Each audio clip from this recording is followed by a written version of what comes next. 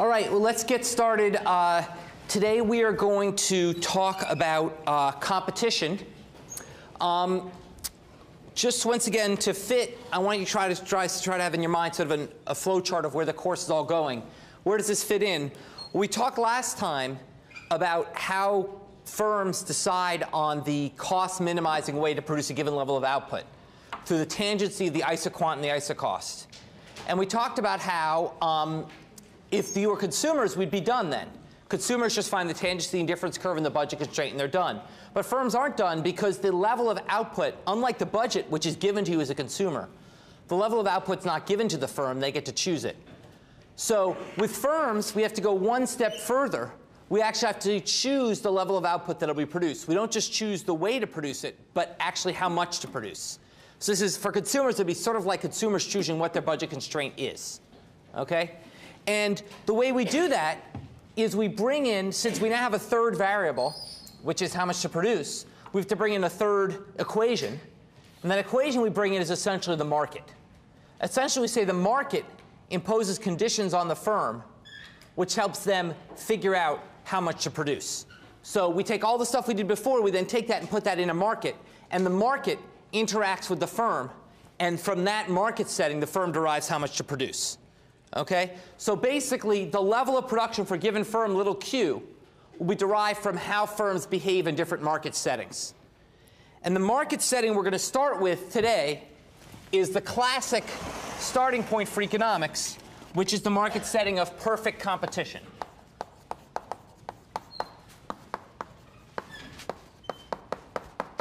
We're going to start talking about perfectly competitive markets, a benchmark of perfect competition. What perfect competition, this is basically a case where many firms are selling goods to many consumers.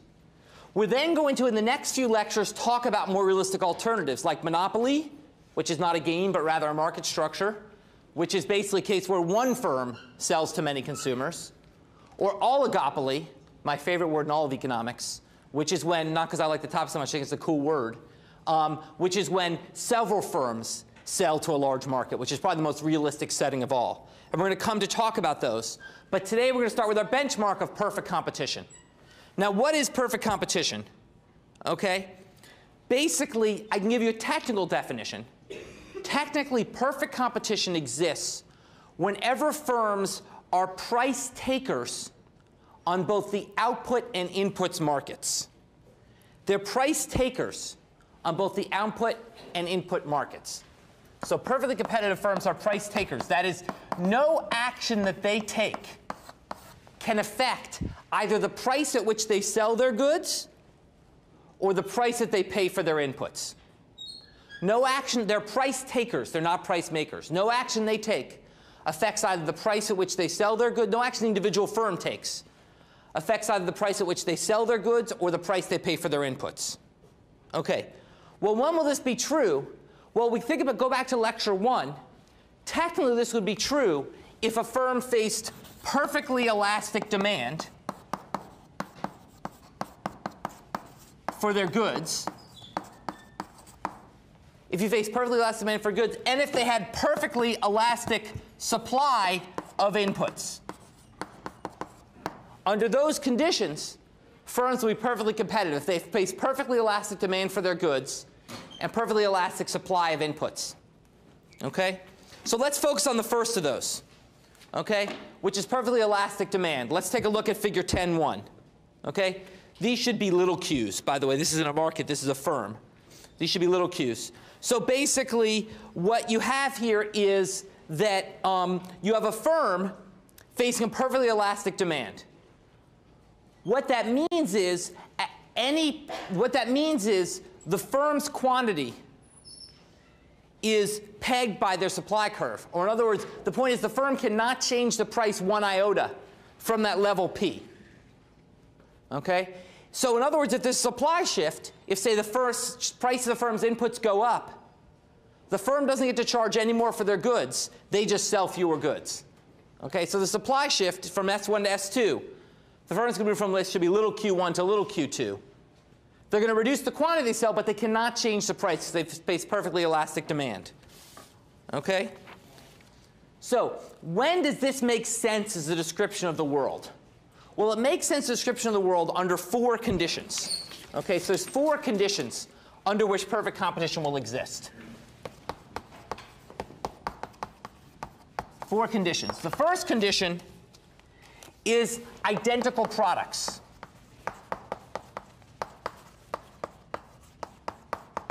A firm will be in a perfectly competitive market when the firms in that market sell identical products. Now, let's be clear. They don't have to literally be identical. They have to be perceived by consumers as identical.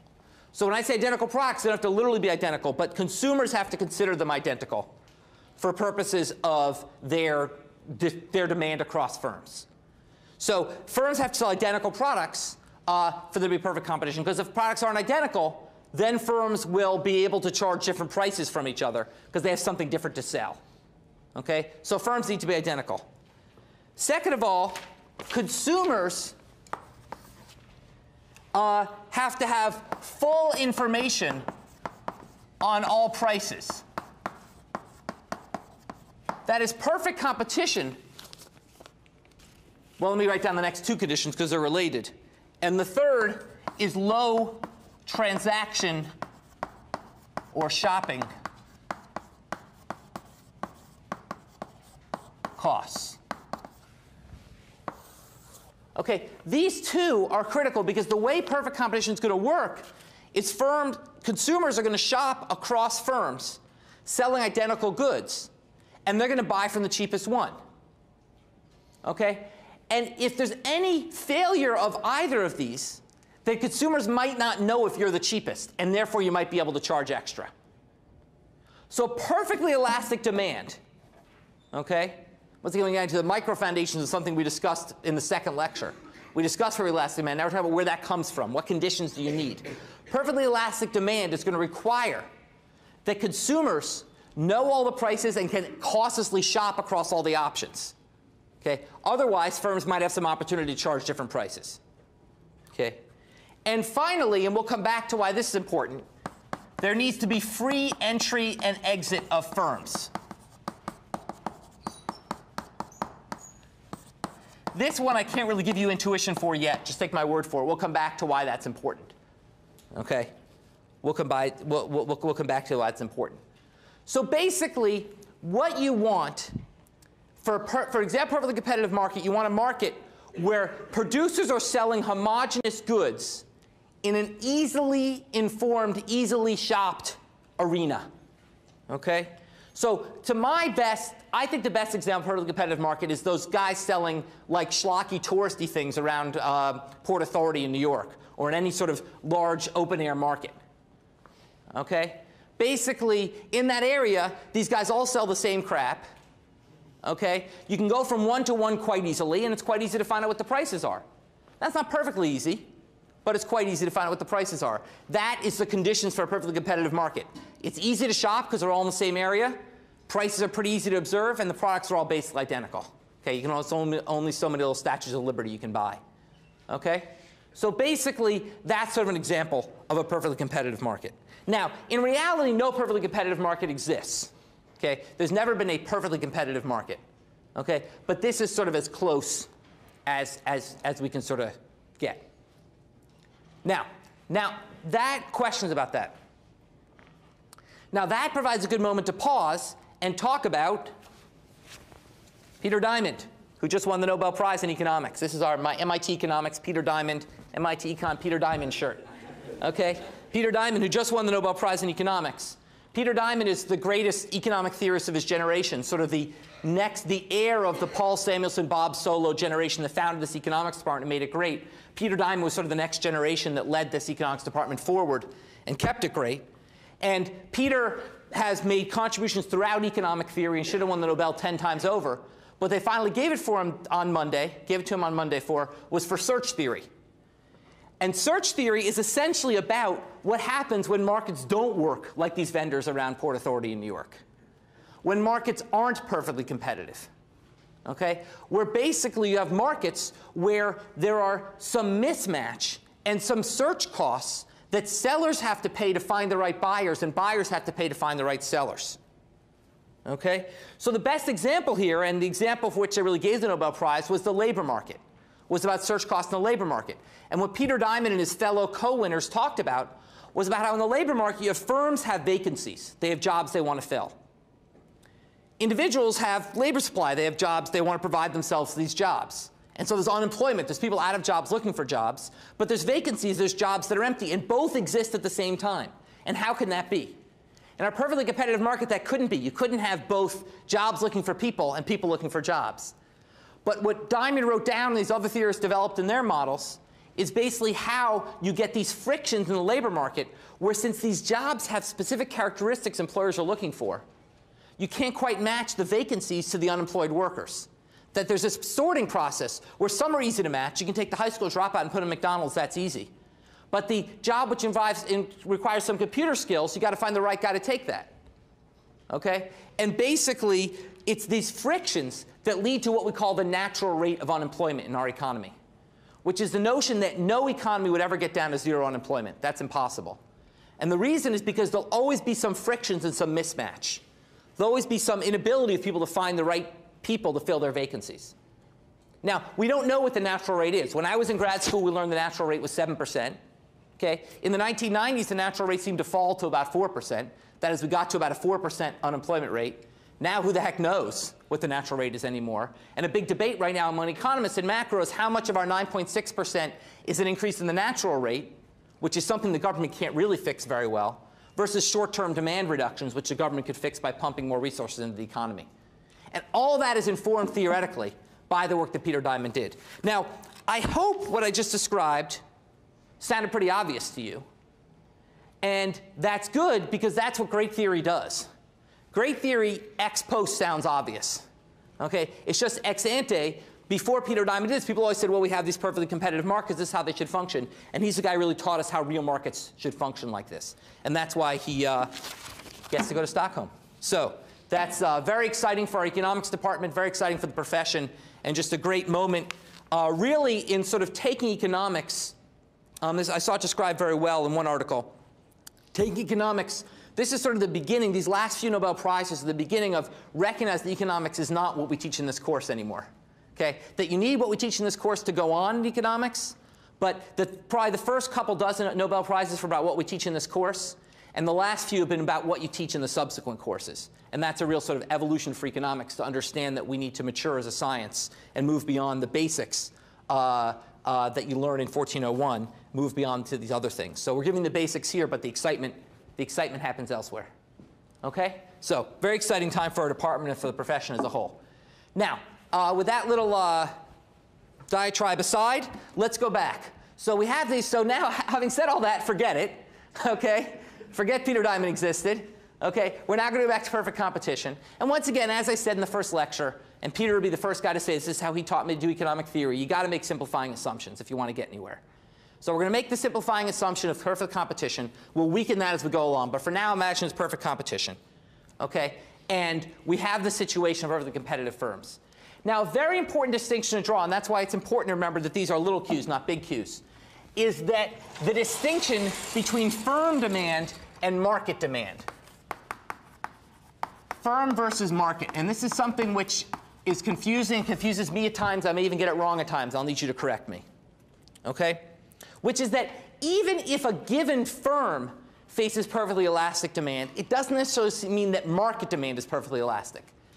Okay? That is, the overall demand for little fake statues of liberty, okay? Little fake statues of liberty around Port Authority in New York is not perfectly elastic.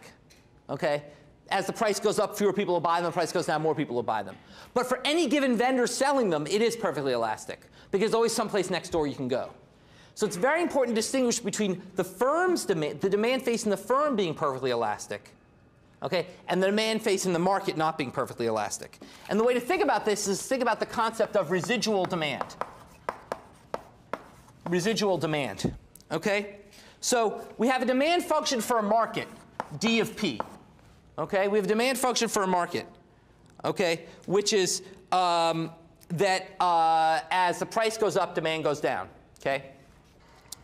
Now, the demand function for a given firm we'll call their residual demand, d super r of p, is equal to what? It's equal to the demand for the market minus the supply that all other firms in the market provide, S super 0 of P.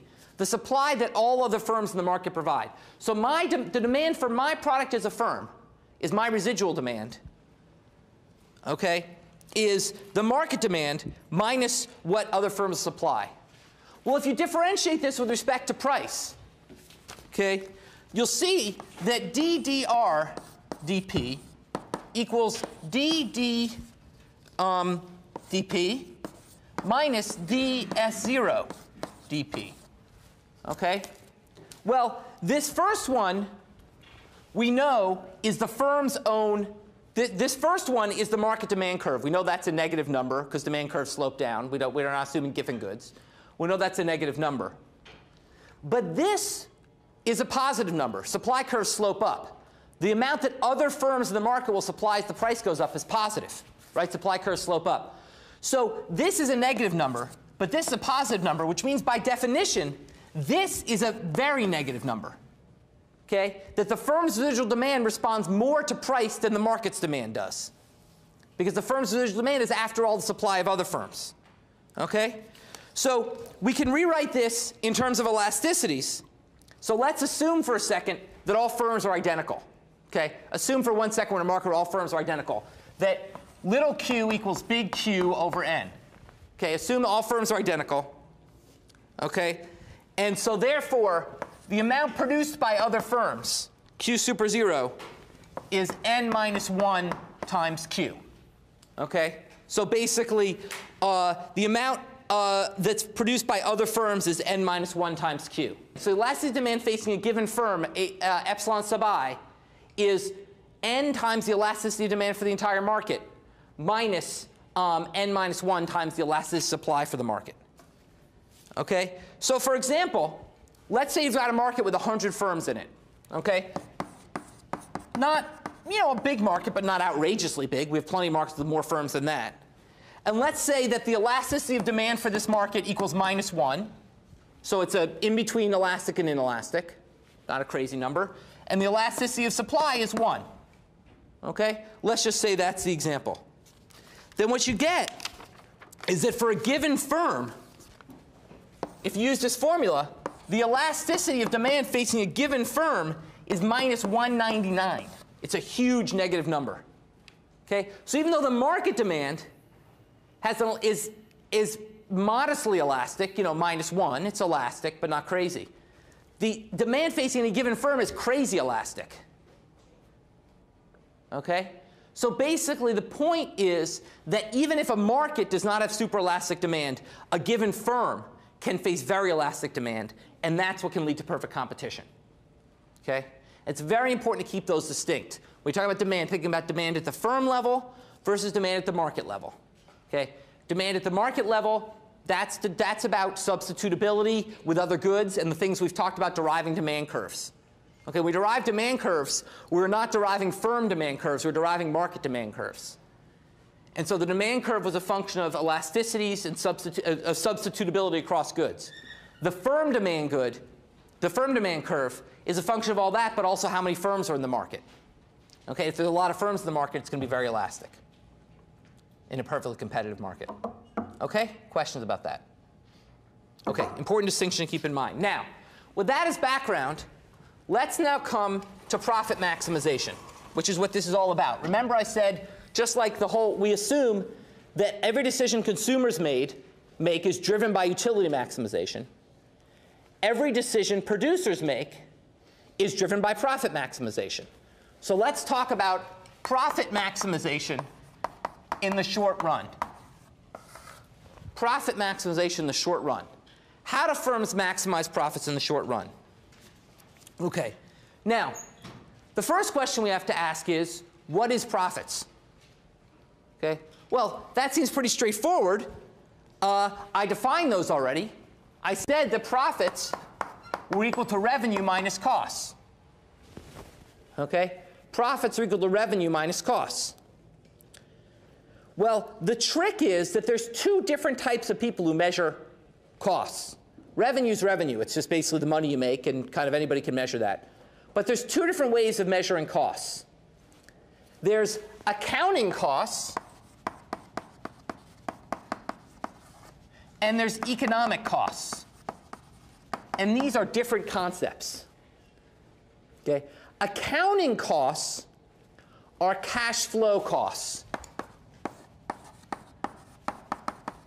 What you actually pay. So your accounting costs are what you actually pay. Okay? So if you buy something for X dollars, that's your accounting costs. Okay?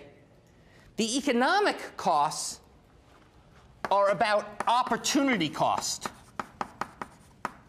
which is not about what you lay out in cash, but what you could have done with that cash. It's not just about what you lay out, but what you could have done with that cash. Okay? So to give you an example, let's just do a simple example, okay? Imagine that you graduate, and you're going to graduate, I don't mean that. You're going to graduate.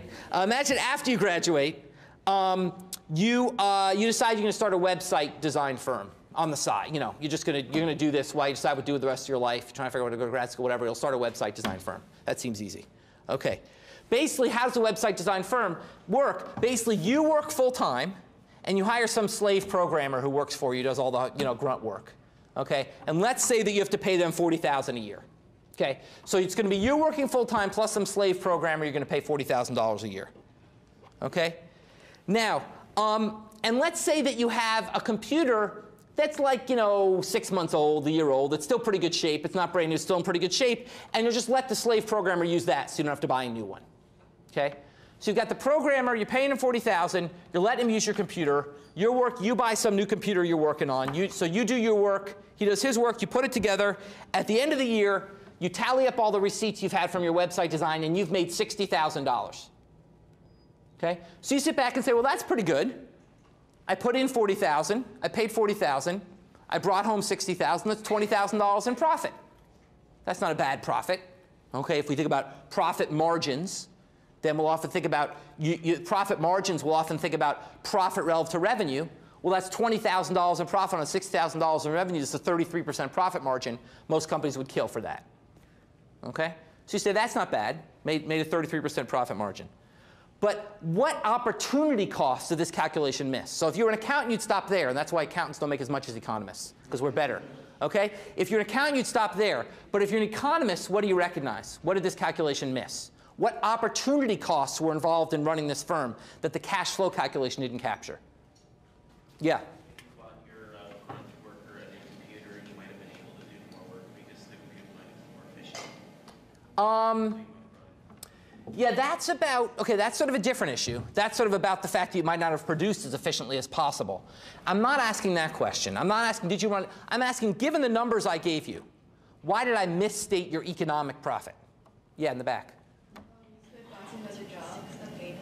I could have gotten another job that paid more. Here's the other way to think about it. I just spent an entire freaking year, and I made $20,000. Okay, you're hoping you do better than that with an MIT degree. At least your parents are hoping you do better than that with an MIT degree.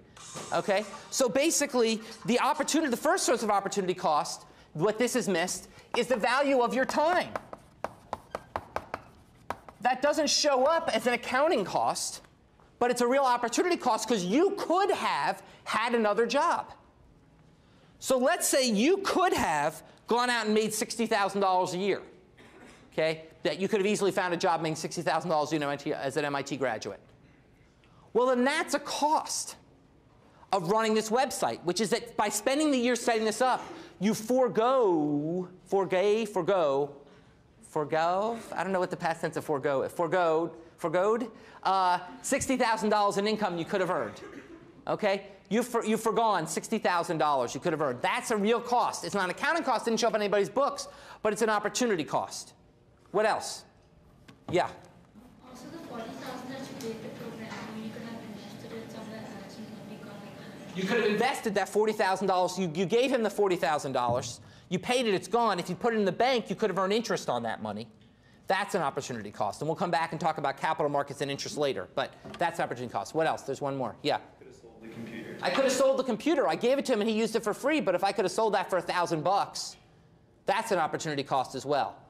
So in fact, if I could have worked for 60, on that 40,000 I could have made, you know, $2,000 of interest, and I could have sold the computer for 1,000, then actually my opportunity costs were 63,000. Okay? Plus the 40,000 I paid the guy. So actually the entire cost of the operation was 103,000. So I actually lost 40,000, more than $40,000 running my little website business. Okay? So opportunity costs represent the fact that you could have done other things with your resources. It's not just the fact that your cash flow said positive 20,000. Your economic flow said minus 43,000. Because while you're plus 20,000, you were minus 60 that you could have earned, down to minus 40. You're minus 2 you could have earned in interest on the money you paid the programmer. Now you're down to minus 42. And you're down another minus 1 you could have made by selling that computer. So you're at minus 43. Okay? So you actually lost money.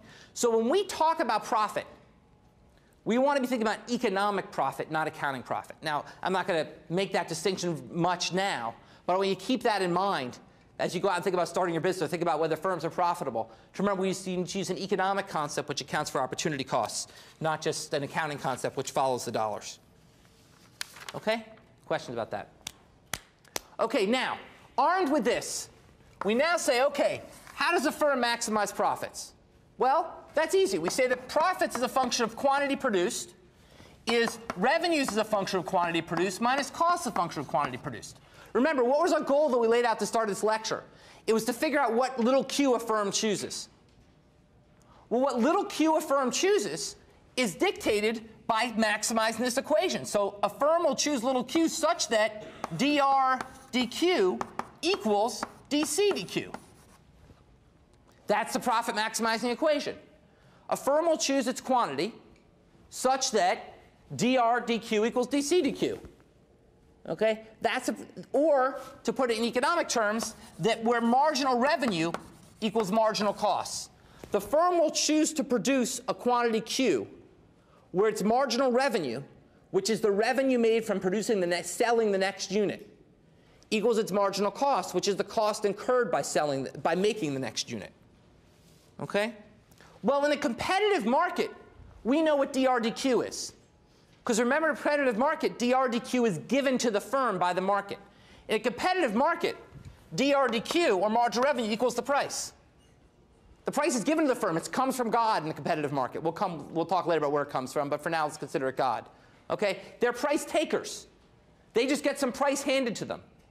Okay? So in a competitive market, we know what marginal revenue is, its price. So what this says is that in a competitive market, the profit maximizing equation is price equals marginal cost.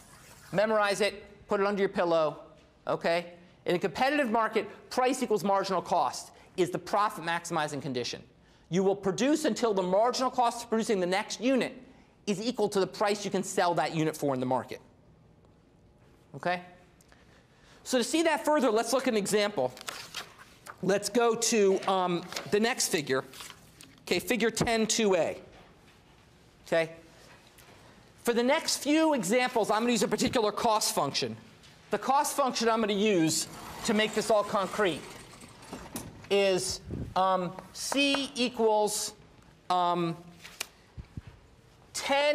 plus 0.5 q squared.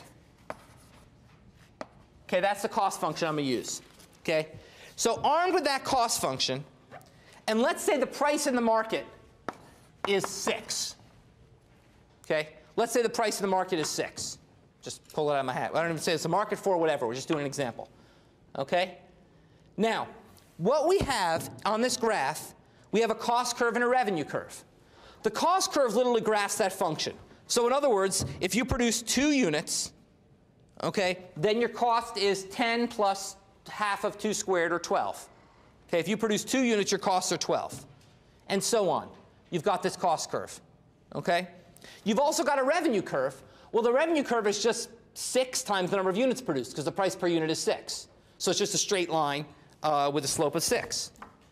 Okay? So each unit produced, you make 6. Okay? Now, what you'll see here is that the price, so for this cost curve, what's marginal cost? Well, if we differentiate this, we see that marginal cost equals Q. I've made this an easy example. If you differentiate that, you'll see that marginal cost equals Q. That is, just differentiate this cost equation. Marginal cost equals Q. So what that says is that the profit maximizing point is going to be to set marginal cost equal to price. So that says set Q equal to 6. And you're done. That's how much the firm should produce. Okay? The firm should produce 6 units because its marginal cost function is Q. It's a linear function. The price is 6. It's a horizontal line. So they only intersect in one point where quantity equals 6. Now what you notice in this graph is that this happens to be the point where the gap between the revenue curve and the cost curve is largest.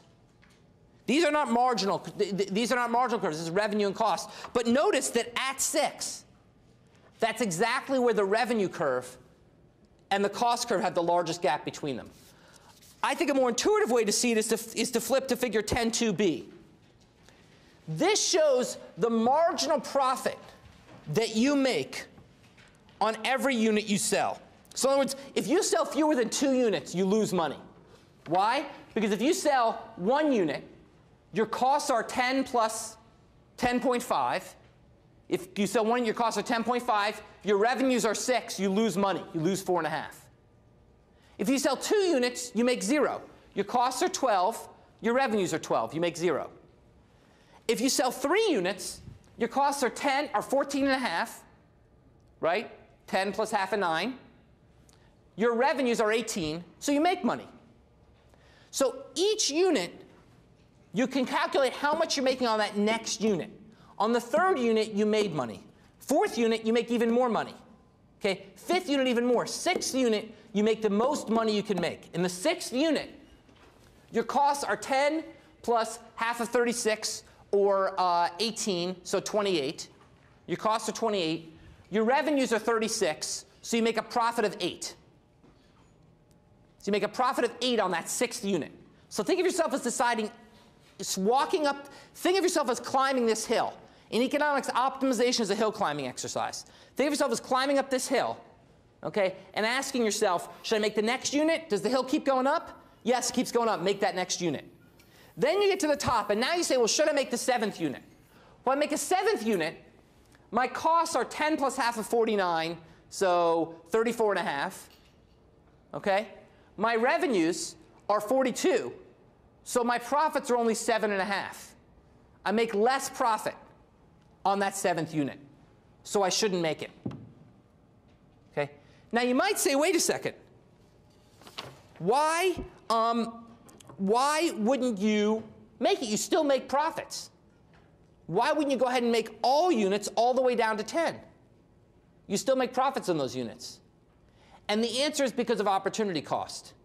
The answer is that, yes, you make profits. But given where your marginal cost curve is, you could do better by, at that point, going and producing other goods. And that's why I care about accounting cost versus opportunity cost. Accounting costs would say, look, you're going to make money until you go to 10 units. But opportunity cost says no. At that point, the opportunity cost has gotten high enough that you can do better devoting your resources elsewhere. And that's why you want to stop at the point where you're at the top of the hill, where the price equals the marginal cost. Okay? So what are the profits you make at the top of this hill? Well, if you go to the next diagram, we can see what the profits you make are. Okay? So this next diagram, figure 10.3, illustrates this example. So what we have here is an example with cost curves for this cost function. Once again, 10 plus 0.5 q squared. Average cost is that line in the middle there. That's the line, that's the average cost. You have an average variable cost that's a line that's linear. Okay, an average variable cost that has a slope of 1. Okay, you have an average fixed cost that's everywhere declining because your fixed cost of 10 is everywhere declining as you produce more and more, your fixed cost is declining. And as I said, you have a marginal cost of Q. So your marginal cost of 1 unit is 1. Your marginal cost of 2 units is 2, etc. Okay? So this draws out the cost curves that correspond to that cost function. Okay, you see them drawn out here. Now, we also on this diagram have a demand curve. The demand curve is perfectly elastic facing this firm. It's a perfectly competitive market. And that perfectly elastic demand curve is horizontal at price equals 6. Okay? So what does the firm do? It chooses to produce where marginal cost equals price. Okay? When it produces where marginal cost equals price, then what profits does it make? Well, on each unit, it makes profits of the difference between marginal cost. I'm sorry, on each unit it makes difference of the profits between the price and average cost. Okay? Now, it's an important distinction. We went over this in lecture and section again, but let me go through it again. Marginal cost is the cost of the next unit. Average cost, the average cost of all the units you've made. So if I make 6 units, what profit do I make? Well, on that 6th unit, okay, I make profit of like it's about 1 in an eighth, okay, or 1 in, well, it's 8 divided by 6, so 1 and a quarter, okay. I make profits of 1 1/4 on that.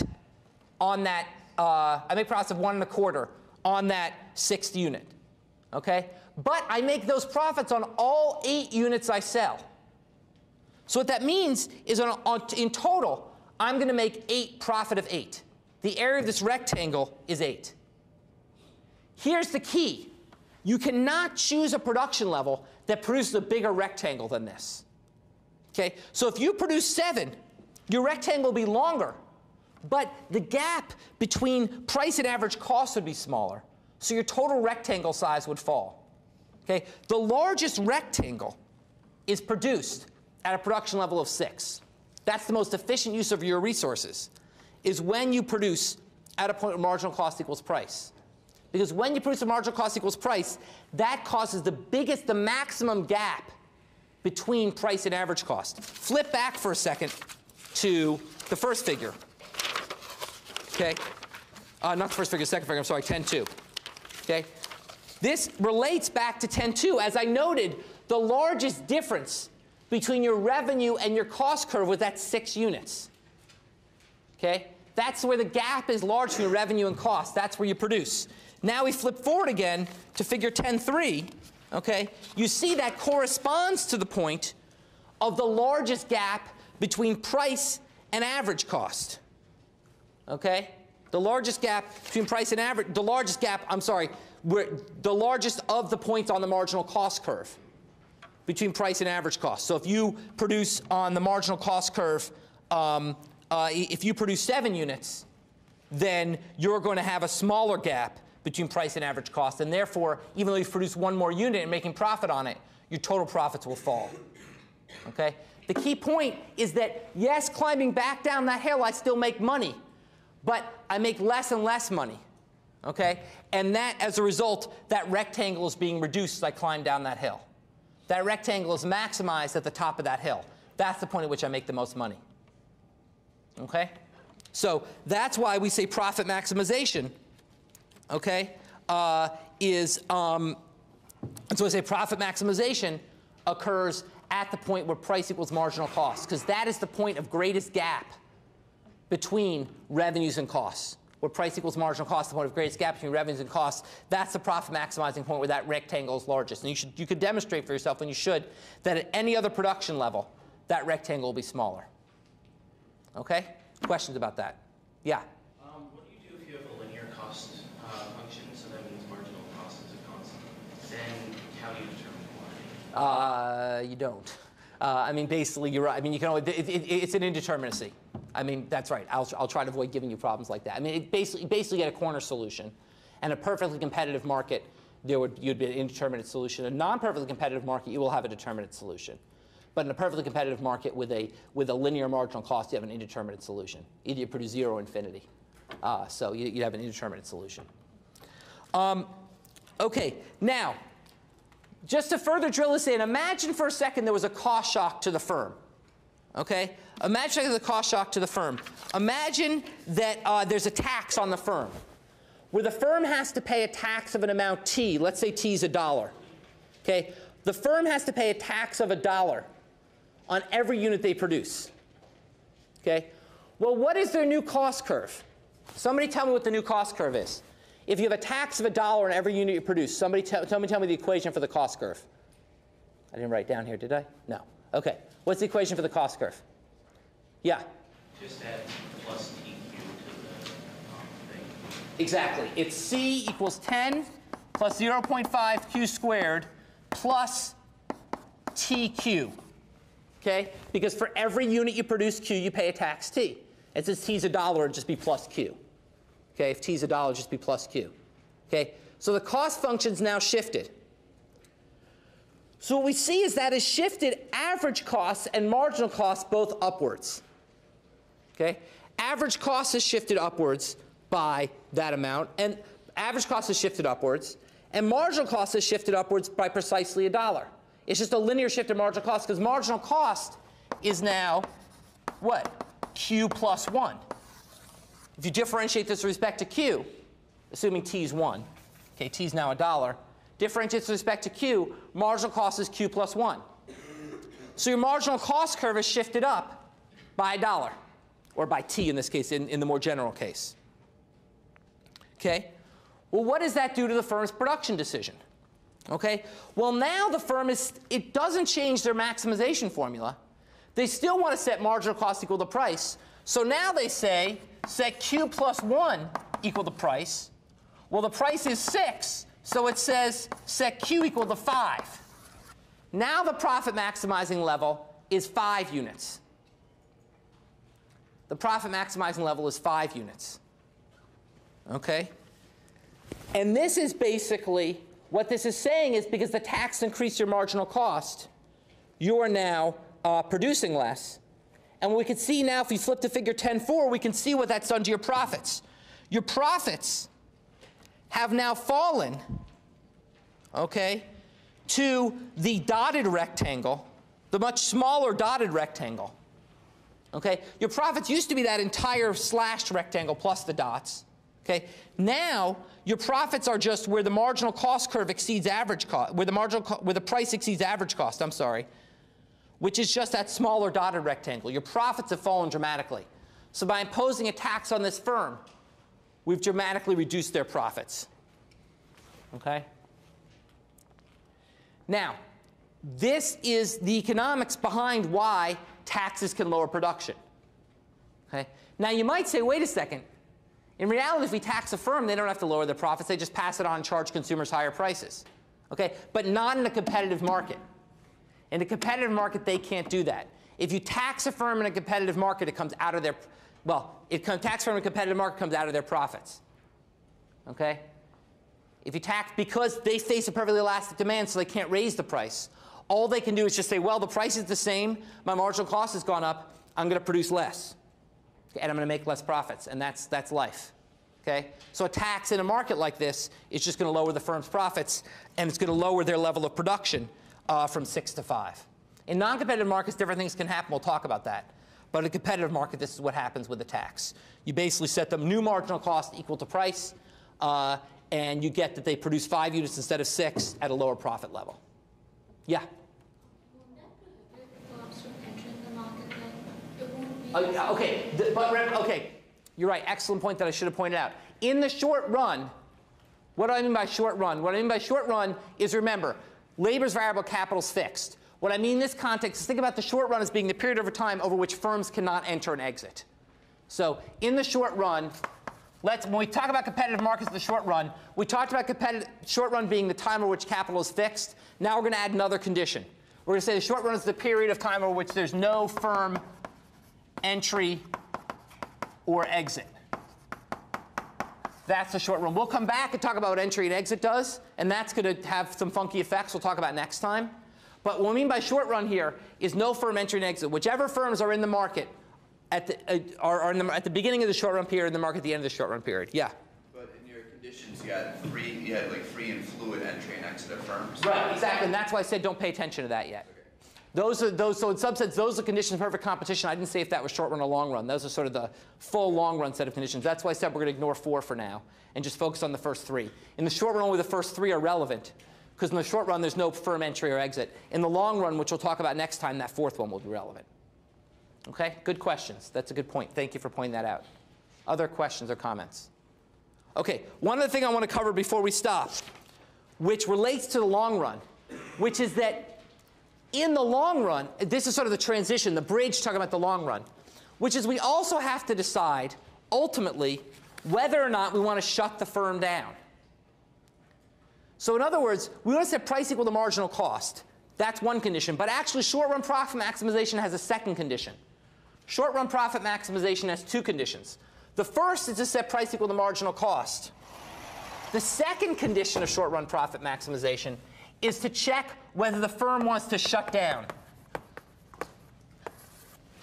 Why would a firm want to shut down? It might want to shut down if it actually loses money by continuing to produce. Okay? So a firm, and that's because firms may lose money but not shut down. Okay? Firms may lose money but not shut down. Or firms may lose so much money they shut down. And we need to consider that. Okay? So for example, imagine the price in this market. Let's get rid of the tax. Let's go back to the marginal cost without the tax. Okay? Imagine the price in this market suddenly fell from 6 to 3. The price in the market is now $3 per unit you sell. Okay? Well, what would the firm's profits be? Well, if the price fell to 3, the firm would choose to produce 3 units, right? It would still have this condition. Marginal cost equals price. Price is 3. Marginal cost is Q, so Q is 3. Still produce 3 units. Okay? If it produced 3 units, its costs are 10 plus 4.5, which is 14.5. At a price of 3, it makes 9. So its profits are negative 5.5. Okay? It would lose money from this production. If the price fell to 3, the firm would still choose. The firm, remember, marginal cost equals price. That doesn't vary with what the price is or anything. This is a maximizing condition. Okay? If the price changes, not like you change which equation you follow. You always follow this equation. The efficient production level is always marginal cost equals price, regardless of what the price is. Okay? So the price is 3. The efficient thing to do would be to produce 3 units and lose money. Okay. Now, you might say, well, then that's stupid. Wouldn't they just, if that goes negative, wouldn't they just shut down? And the answer is, in the short run, no. And the reason you wouldn't shut down in the short run is what I talked about last time, which is about the notion of sunk costs, which is in the short run, the fixed costs that you paid to produce are sunk. That is, they're unchangeable in the short run. In the long run, they're changeable. You can just leave. But in the short run, you've invested fixed costs of 10 in being in this market. You've paid a fixed cost of 10 to produce in this market. Given you're in this market and you've paid 10 to produce, you will not exit unless you lose more than $10. Okay? You will not shut down unless you lose more than $10. You will not shut down unless you're losing so much money that you can't cover your fixed costs, because you've paid those fixed costs. In the short run, they're sunk. Okay? So unless you're actually losing more than your fixed costs, you will not shut down your firm.